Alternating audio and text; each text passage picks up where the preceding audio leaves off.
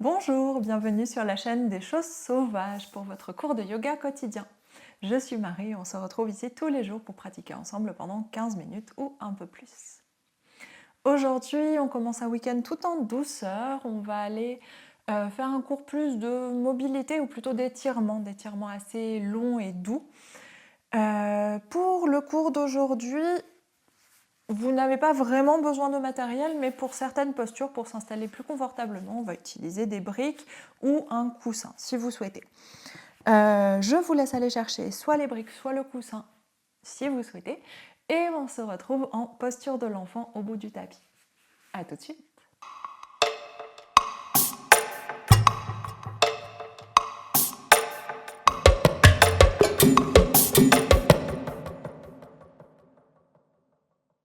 On va donc s'installer en posture de l'enfant. Vous pouvez choisir l'écartement que vous voulez pour vos genoux. Allez chercher plus les hanches en étirant, en ouvrant beaucoup les genoux, ou chercher plus une pression sur le ventre en resserrant les genoux. Et on vient s'étirer loin vers l'avant. Grande inspiration ici. Expire, relâche tout le poids du corps vers le sol. Et on relâche complètement le poids de la tête, le poids des épaules. Vous pouvez placer les mains à l'avant ou à l'arrière du corps, comme vous préférez. Et on laisse la respiration se diffuser tranquillement à l'intérieur.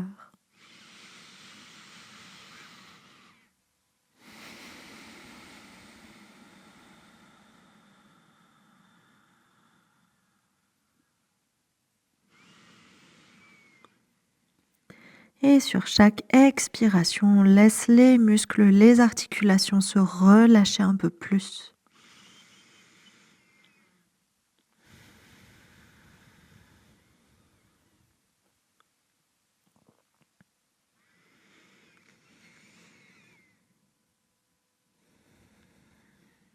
Et sur chaque inspiration, on va chercher de plus en plus bas à l'intérieur du corps, aller chercher l'espace de votre bassin, à l'arrière du bassin, à l'extérieur des hanches.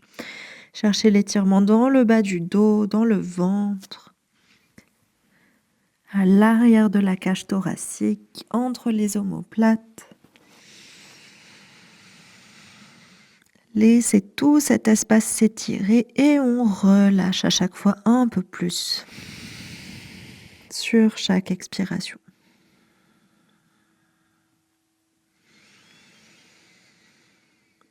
On prend encore quelques respirations ici.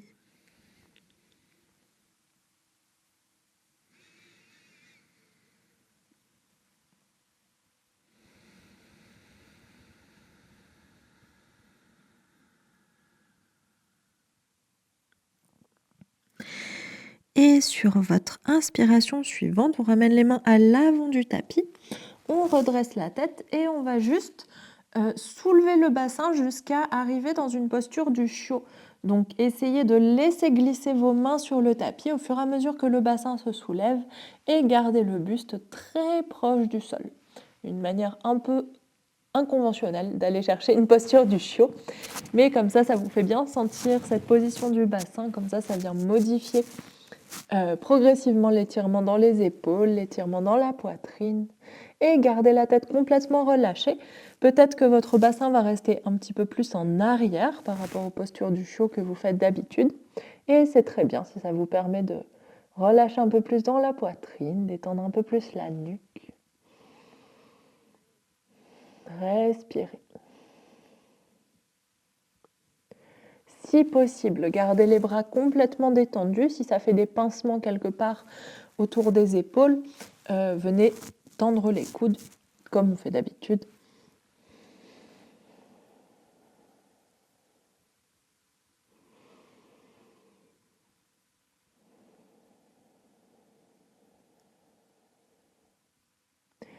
Et encore quelques respirations ici. Essayez de vraiment garder cette posture lourde, relâchée, sauf, comme je viens de le dire, si petit pincement dans les articulations. Mais là, aujourd'hui, c'est comme si on faisait une posture de la flemme. On relâche vraiment tout le corps. On essaye de mettre aucun effort à l'intérieur. Et on prend une dernière grande inspiration, dernière grande expiration.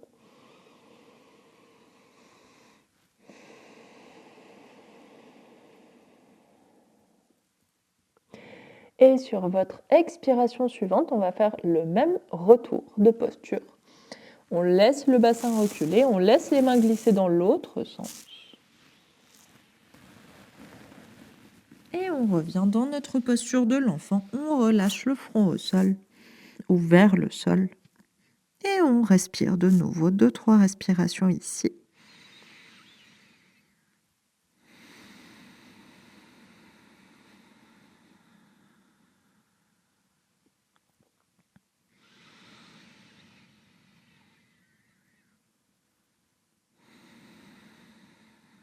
Et sur votre inspiration suivante, le bassin reste sur les talons. On va dérouler la colonne. Vous pouvez vous aider avec vos mains, presser contre le sol avec les mains si vous souhaitez. Ou juste dérouler, laisser glisser les bras et les mains. Et on vient se redresser. Prenez tout de suite une autre posture assise si c'est inconfortable pour vous ici. Mais sinon, on va juste rester un petit peu les yeux fermés, respirer. Laissez la pression du crâne redescendre. Et sur votre inspiration suivante, on va aller s'installer dans un chien tête en bas. Les 2 genoux très pliés pour commencer, comme d'habitude dans nos chiens tête en bas. Et commencez par placer vos épaules, placer votre dos. On va juste rester quelques respirations dans cette position. Poussez les épaules en direction des pieds, basculez le bassin vers l'avant. Et respirez ici. Essayez de repousser le poids de votre corps avec vos épaules, comme quand on fait un dos rond. Dans la posture du chat, quand on fait des dos creux, dos rond, dans le dos rond, on pousse les épaules en direction des oreilles, les oreilles en direction des épaules. Essayez de trouver la même chose ici pour trouver la force dans vos bras, dans votre dos, l'allongement. Et quand vous avez trouvé la position du dos qui vous convient, on pédale un talon puis l'autre vers le sol. Prenez votre temps, respirez. Et généralement, on dit que la posture du chien tête en bas est une posture de repos. C'est vrai, quand vous commencez à avoir l'alignement du chien tête en bas, ça devient une posture très confortable. Mais si ce n'est pas encore votre cas, essayez de trouver l'alignement qui fait que vous pouvez vous relâcher un petit peu dans cette posture. Vous pouvez vous sentir confortable. Et continuez toujours à pédaler. Si c'est disponible, vous pouvez allonger les 2 jambes. Si ça ne l'est pas, gardez les 2 genoux pliés. La nuque est relâchée, la tête est relâchée. Et prenez des immenses respirations. On considère le chien tête en bas comme une posture de repos, notamment parce que la respiration est très libre dans cette posture. C'est vraiment une position dans laquelle vous pouvez inspirer pleinement et expirer pleinement. Vos poumons ont un maximum d'espace.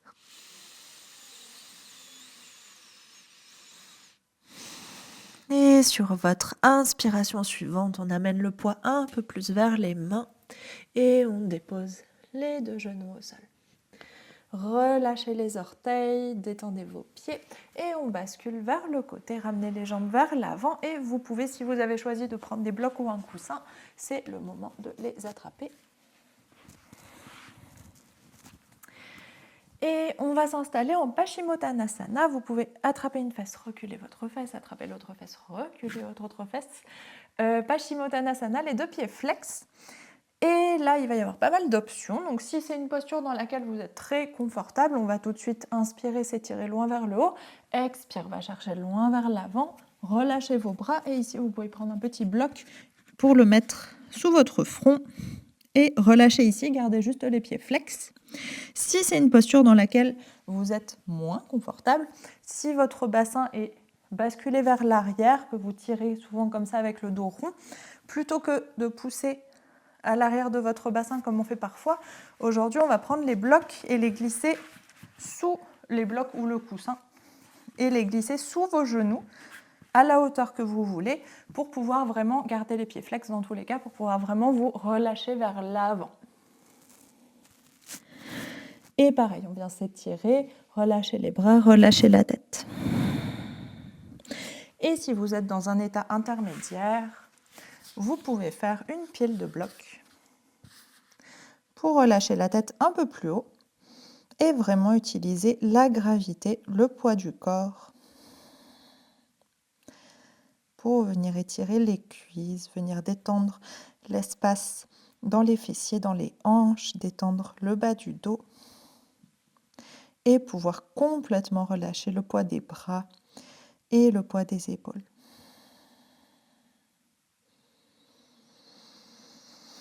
Et respirez ici. Une toute dernière option pour les personnes qui sont vraiment très très loin dans cette posture, qui peuvent vraiment relâcher la tête vers le sol, qui n'ont même pas d'espace pour mettre un bloc. Vous pouvez placer un bloc ou deux sous vos pieds pour venir étirer, tenir le bloc et étirer un peu plus, conserver la position de manière un peu plus confortable. Donc choisissez la version qui vous va aujourd'hui. Encore une ou deux ou trois respirations dans cette posture. Gardez les pieds flex dans tous les cas. On essaye de garder l'avant des jambes actifs pour pouvoir relâcher et étirer un peu plus fort l'arrière des jambes.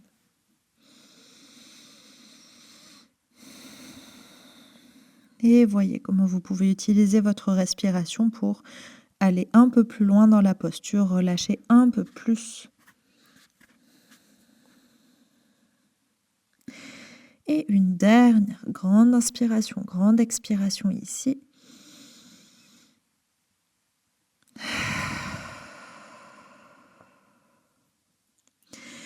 Et sur votre inspiration suivante, on déroule doucement la colonne. La tête en dernier. Et ici, pour presque finir, on va reprendre notre posture de petit pigeon qu'on a fait tout ce début de semaine et que là, on a un peu oublié ces derniers jours. Vous allez prendre encore une fois vos blocs ou votre coussin et vous placer avec votre genou gauche pour commencer à l'avant du tapis, la jambe droite allongée à l'arrière. Et comme depuis le début de la semaine, on fait notre pigeon, même si vous avez beaucoup d'amplitude dans le pigeon, on va garder la jambe assez fermée. Laissez juste le pied s'ouvrir un tout petit peu vers l'intérieur pour laisser de l'espace à la fesse gauche, mais on ne va pas chercher cette ouverture là, comme on peut faire parfois, comme on fait en général dans le pigeon. Aujourd'hui, c'est vraiment cette semaine, c'est vraiment un petit pigeon. Et vous allez prendre vos blocs, les mettre sous vos mains. Si vous avez un coussin plutôt que les blocs, mettez le coussin devant vous, placez les mains sur le coussin, ça revient au même.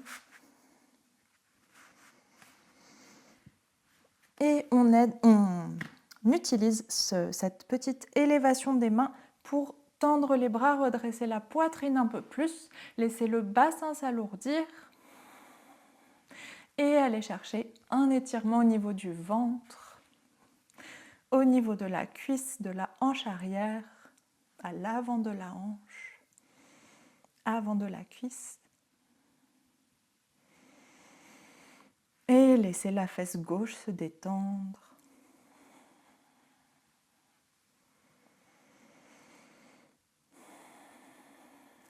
Gardez la poitrine redressée. Et ici, on va aller faire le seul petit exercice de mobilité. C'est pour ça que j'avais hésité au début entre mobilité et étirement. Seul petit exercice de mobilité du cours. Ici, vous allez imaginer qu'à l'intérieur de vos cuisses, il y a deux aimants et que vos cuisses veulent se rapprocher, qu'elles sont aimantées entre elles. Donc, on va inspirer. Et sur l'expiration, serrez les abdominaux et serrez les cuisses l'une vers l'autre. Donc ça va avoir pour effet de surélever un petit peu le bassin, aller chercher un étirement plus fort à l'intérieur des cuisses, aligner les deux hanches et expire, on relâche. Inspire, serre. Vous pouvez pousser un petit peu sur vos mains, mais essayez de les alléger au maximum. C'est surtout les cuisses qui travaillent. Expire, relâche. Dernière inspire, serre. Cette fois, on va rester. Expire, reste, on serre encore plus fort. Et petit exercice, on va aller décoller la main gauche. Pose la main, gardez les cuisses très serrées. La main droite. Pose la main. On essaye les deux mains. C'est dur les deux mains. Expire, repose et relâche. Ok, parfait. On relâche complètement les jambes. Et on va changer de côté. Genou droit devant nous. Jambe gauche alignée allongée à l'arrière. On se redresse. Et prenez un temps. Mettez les deux mains sur vos blocs ou sur votre coussin. On prend le temps de se redresser. J'avais dit que c'était une option bloc et coussin. Donc évidemment, c'est la même chose avec les mains au sol. Pas d'obligation d'avoir les mains surélevées. Ça vient juste ajouter un petit étirement en plus. Et on laisse les hanches se détendre. La cuisse droite se détendre. Et observez les sensations dans cette posture par rapport à l'autre côté. Comment vous vous sentez ?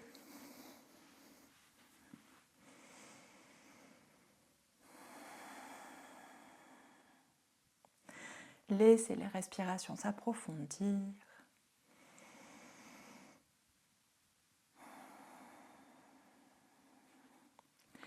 Et ici, on va aller chercher le même magnétisme entre les deux cuisses.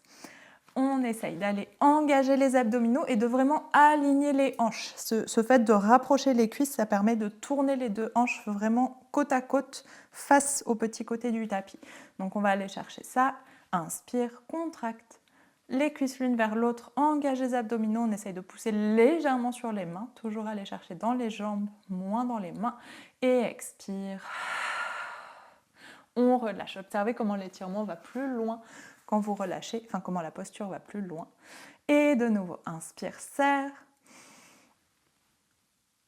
Serre, serre, serre les abdominaux, serre les cuisses l'une vers l'autre, et expire, on relâche. Dernière, et on va rester dans cette dernière. Inspire, on serre. Et on essaye de bien redresser la poitrine. Soulève la main droite. Et pose. Inspire, soulève la gauche. Pose. Inspire, soulève les deux. On essaye, c'est difficile les deux. Et expire, on repose. Et relâche tout. Évidemment, quand on soulève les deux, on ne se relâche pas sur la fesse de devant. J'aurais dû dire ça plus tôt, mais je pense que vous aviez deviné. De toute façon, si les cuisses sont bien contractées, on ne peut pas se relâcher vraiment. Et on va tout doucement basculer sur ce côté, justement, pour libérer les jambes. Et s'asseoir face au grand côté du tapis. On va trouver une position. Alors, genoux ouverts vers l'extérieur, deux jambes croisées devant nous, un petit espace entre les deux chevilles. Et les paumes de main ouvertes sur les genoux, on respire un peu ici. Et observez les sensations dans vos cuisses. Si comme moi vous avez serré très fort, vous devez sentir que ça chauffe encore à l'intérieur des cuisses. Respirez. Observez les sensations dans votre dos aussi. C'est un exercice, celui de soulever les mains, c'est un exercice qui engage beaucoup les muscles du dos. Donc si vous le sentez dans le bas du dos aussi, c'est normal.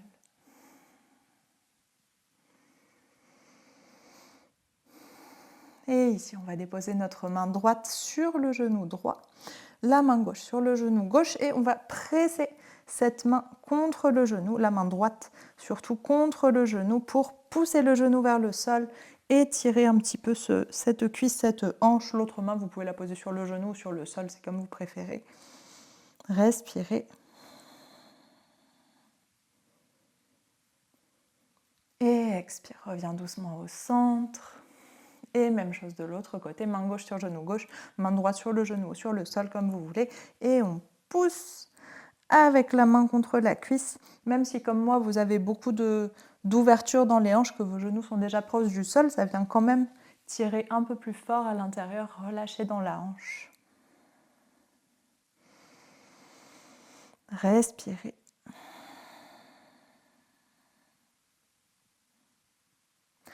Et on revient doucement au centre, inversez le croisement de vos jambes, on va juste rester ici, prendre quelques respirations pour finir.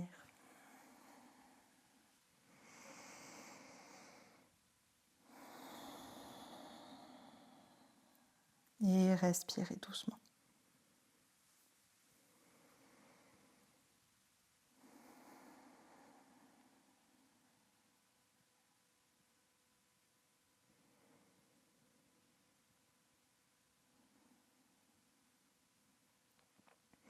Et on vient prendre une dernière grande inspiration par le nez. Ouvre la bouche, expire. Et inspire, on ouvre les yeux. Et merci beaucoup, c'est la fin de ce cours d'étirement / mobilité, tout en douceur. J'espère que ça vous a fait du bien. En même temps, on a tenu des postures qui sont assez intenses quand même pour le corps. Donc dites-moi comment ça s'est passé entre le chien tête en bas, quand c'est pas encore une posture de repos, et la posture du pigeon. Et sur ce, je vous souhaite une très bonne journée. On se retrouve demain. Est-ce que vous avez deviné le cours qu'on fait demain? Je vous avais posé la question dimanche dernier, mais je pense que vous avez tous trouvé la réponse. Le cours n'a pas été publié encore, mais j'imagine que vous avez tous deviné. Bonne journée, à demain!